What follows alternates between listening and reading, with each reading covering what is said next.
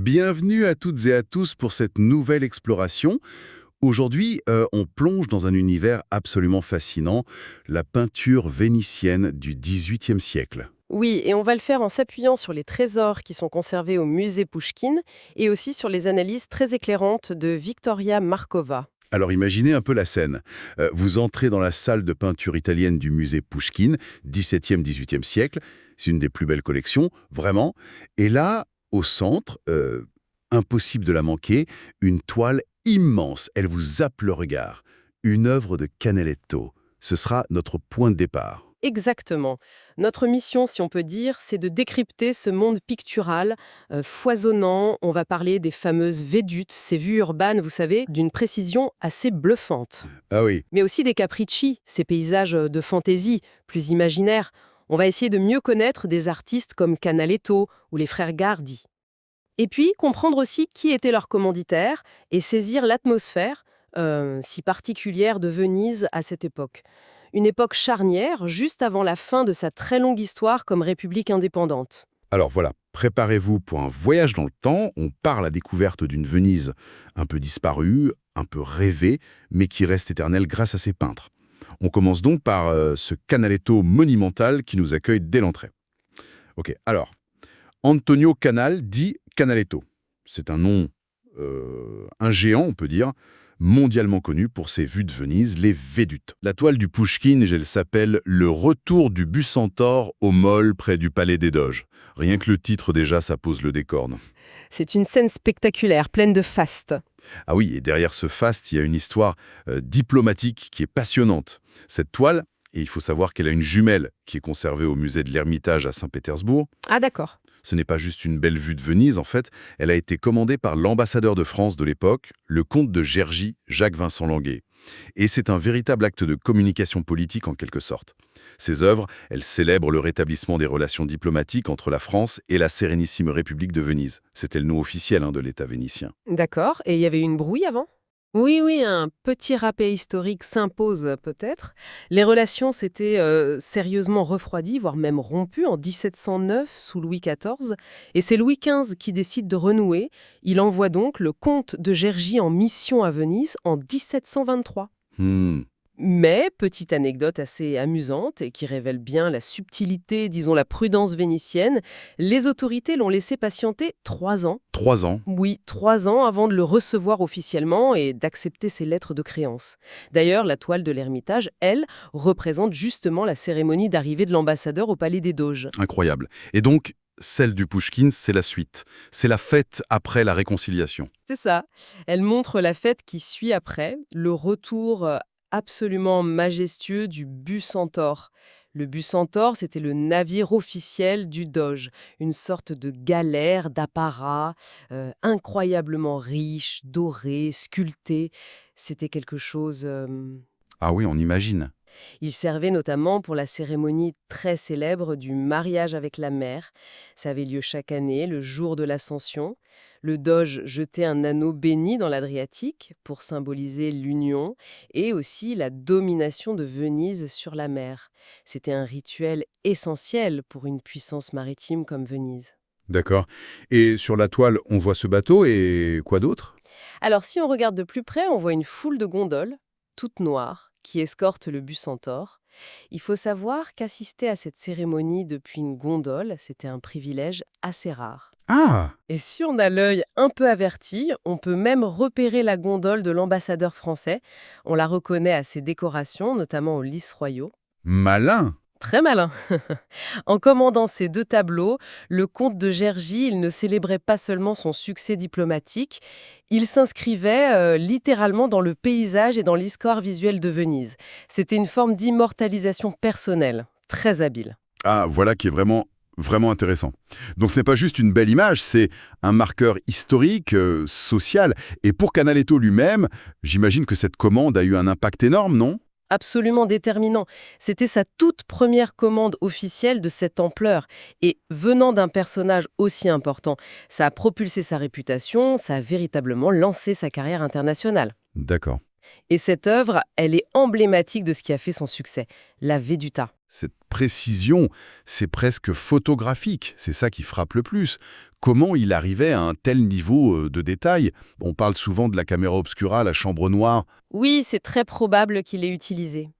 La caméra obscura, c'est cet instrument d'optique qui projette une image inversée du monde extérieur sur une surface plane. C'était un outil précieux pour les peintres de vue urbaine. Ça a aidé à fixer avec une grande exactitude les lignes de fuite, les proportions des bâtiments, la perspective, qui est si complexe dans les canaux vénitiens. Oui, c'est sûr. Mais attention, ce n'est qu'un outil. Tout l'art de Canaletto, ça réside dans sa capacité à utiliser cette base pour ensuite composer sa toile, choisir sa lumière, animer la scène avec des personnages, créer une atmosphère qui est à la fois vivante et en même temps un peu idéalisée. C'est vrai. Mais ce qui est un peu paradoxal, c'est que ces vues de Venise, si parfaites, si vénitiennes, elles étaient surtout achetées par des étrangers. C'est ça, hein? Pourquoi si peu de Vénitiens achetaient du Canaletto, finalement? Oui, c'est tout à fait ça. C'est lié à un phénomène très important à l'époque, le Grand Tour. Ah, le Grand Tour. Voilà. Au XVIIe et surtout XVIIIe siècle, les jeunes aristocrates bien fortunés, en particulier les Britanniques, y complétaient leur éducation par un long voyage en Europe. Et l'Italie, c'était l'étape obligée. Venise, le point culminant. Alors pour ces voyageurs, une Veduta de Canaletto, c'était le souvenir par excellence, la preuve tangible de leur passage. Bien plus qu'une simple carte postale d'aujourd'hui, c'était un vrai trophée culturel. Je vois. Le selfie de l'époque, version luxe. C'est un peu ça, ouais. Les diplomates aussi, les marchands étrangers installés à Venise, c'était de grands clients. Les Anglais en étaient tellement friands que Canaletto a fini par s'installer plusieurs années à Londres. Ah, carrément. Oui, pour peindre des vues de la ville, de la campagne anglaise. C'est pour ça qu'aujourd'hui, ces œuvres sont dispersées dans les collections du monde entier et finalement relativement moins présentes à Venise même. Donc oui, c'était un peu les instapos de luxe du XVIIIe siècle. La preuve ultime qu'on avait fait Venise. Exactement, et le Pouchkine a aussi la chance de posséder des Canaletto un peu plus intimes. Alors que le Bucentaure capture Venise dans sa splendeur officielle, il y a deux petites toiles qui nous montrent un autre visage de la lagune. L'une représente une vue avec l'Arsenal, le cœur de la puissance navale vénitienne quand même, et l'autre une vue avec l'église Santa Maria delle Verdini, une église qui a disparu depuis. Ah d'accord. Ces œuvres sont plus calmes, il y a moins de monde, mais elles témoignent de la même maîtrise incroyable de la lumière et de la perspective. On y voit une Venise plus quotidienne, presque mélancolique parfois sous ses ciels changeants. Ça nous rappelle que Canaletto n'était pas seulement le peintre des fêtes grandioses. D'accord. Donc on a la célébration publique d'un côté et puis cette vision plus personnelle, plus calme de la cité lacustre. Canaletto nous offre déjà plusieurs regards sur Venise. Mais la ville, elle a aussi inspiré d'autres interprétations, peut-être moins attachées aux détails documentaires, plus à l'émotion, à l'atmosphère. C'est là qu'intervient Francesco Guardi, si je ne me trompe pas. Tout à fait. Avec Francesco Guardi, on change un peu de registre, même s'il peint aussi des V2T, son approche est différente. Et il excelle également dans un autre genre, le capriccio. Le Capriccio. Le capriccio, oui, littéralement, c'est un caprice, une fantaisie. Le peintre, il y assemble des éléments architecturaux qui peuvent être réels ou imaginaires, par exemple des ruines antiques qui côtoient des palais vénitiens. Le but est de créer une composition poétique, souvent teintée de nostalgie d'ailleurs.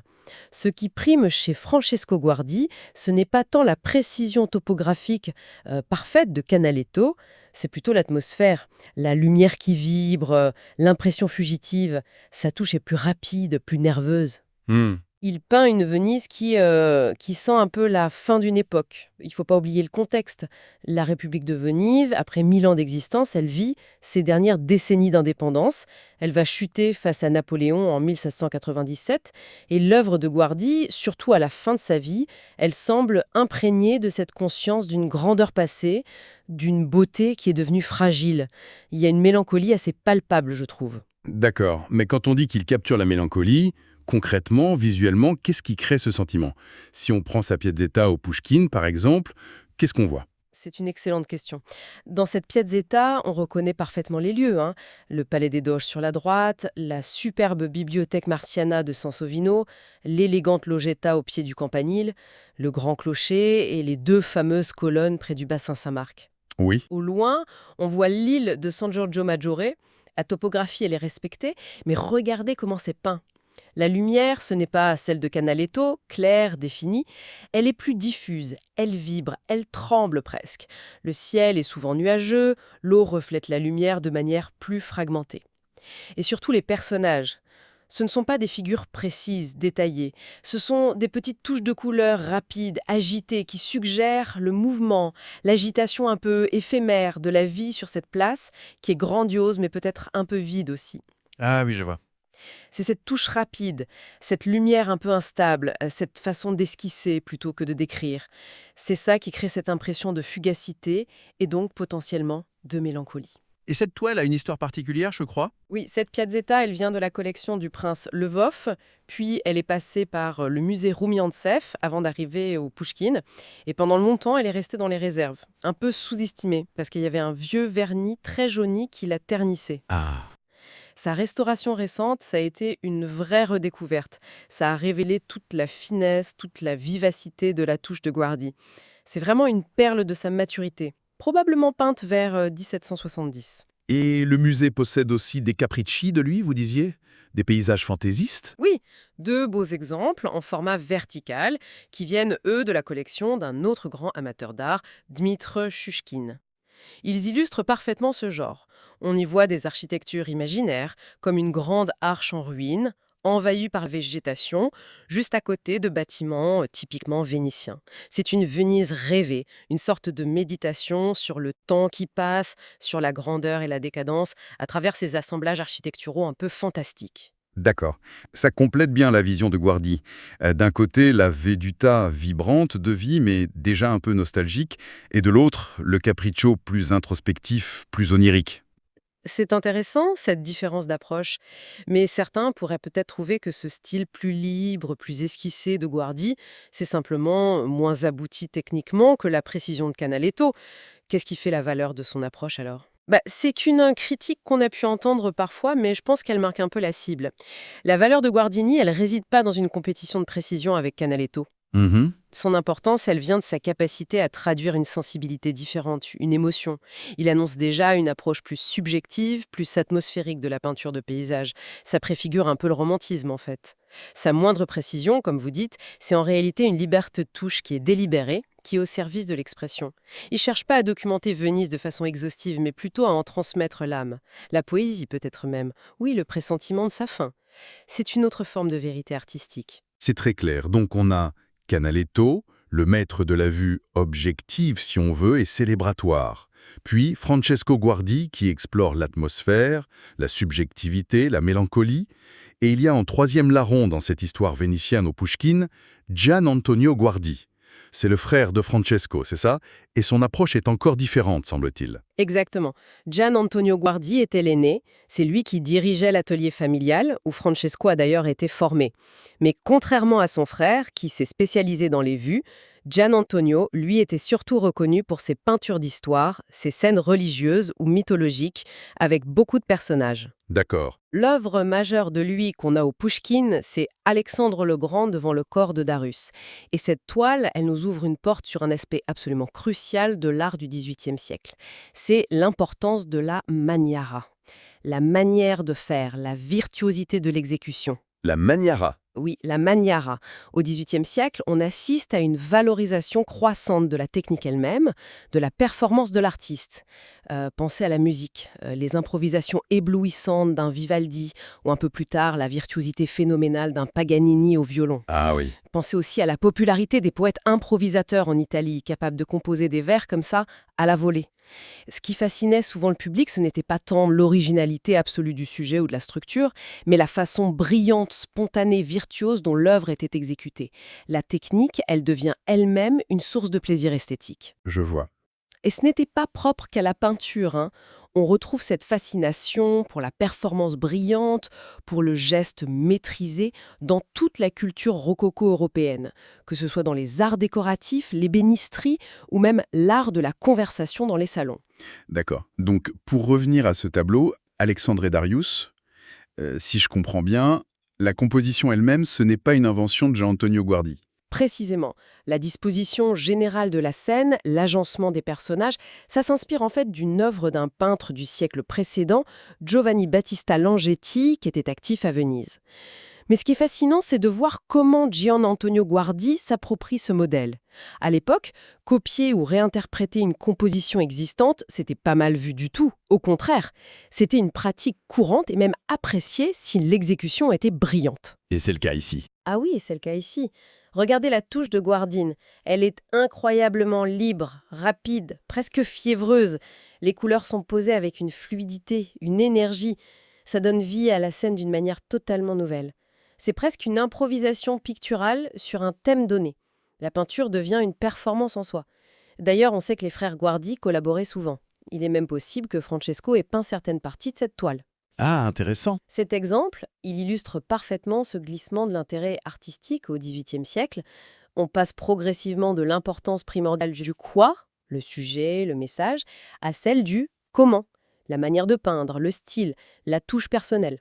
Ce tableau, c'est une démonstration éblouissante de maîtrise technique. C'est une célébration de la peinture pour elle-même. Le sujet historique, il devient presque un prétexte pour déployer cette virtuosité picturale. C'est fascinant. Alors, si on essaie de rassembler un peu les fils de cette exploration vénitienne au Pouchkine, on est parti de la Venise de Canaletto, cette Venise précise, lumineuse, qui célèbre les rituels d'une république encore puissante mais déjà très prisée des touristes fortunés. Mhm. Ensuite, on a plongé dans la Venise plus intime, plus vibrante, plus mélancolique aussi, de Francesco Guardi. Lui, il capte l'atmosphère d'une cité à la beauté un peu crépusculaire, explorant aussi bien la Veduta que le capricieux plus onirique. Oui, et on termine avec Gian Antonio Guardi, où la peinture d'histoire devient une sorte de terrain de jeu pour une virtuosité presque musicale, où la manière de peindre, la touche de l'artiste devient l'attraction principale finalement. C'est une très belle synthèse. Ces œuvres, elles nous offrent bien plus que de simples jolies vues de Venise. Elles témoignent des multiples facettes de la sensibilité artistique d'une époque charnière, juste avant un basculement historique majeur pour la Sérénissime. Elles nous montrent comment la peinture peut servir à documenter, bien sûr, mais aussi à émouvoir, à faire rêver, et aussi à célébrer le pur plaisir du geste créateur. C'est toute la richesse de la culture vénitienne du XVIIIe siècle qui se déploie sous nos yeux à travers ces quelques toiles. Et pour nourrir un peu la réflexion, après cette plongée passionnante, est-ce qu'il y aurait une dernière pensée, une question à emporter avec nous? Peut-être une question qui prolonge ce qu'on vient de dire avec Gian Antonio Guardi et cette notion de maniera. Si au XVIIIe siècle, la virtuosité d'exécution et la réinterprétation brillante d'un modèle existant étaient si valorisées, parfois même plus que l'originalité pure du sujet, comment est-ce que ça résonne avec nos propres critères aujourd'hui ? Bonne question. Qu'est-ce qui fait la valeur d'une œuvre d'art pour nous, maintenant ? Est-ce que c'est l'originalité absolue de l'idée, la perfection technique, l'émotion qu'elle suscite, la signature de l'artiste ? Repenser à cette époque où copier avec génie était considéré comme un art en soi, ça nous invite peut-être à nuancer un peu notre culte moderne de l'originalité à tout prix. Voilà, de quoi méditer un peu.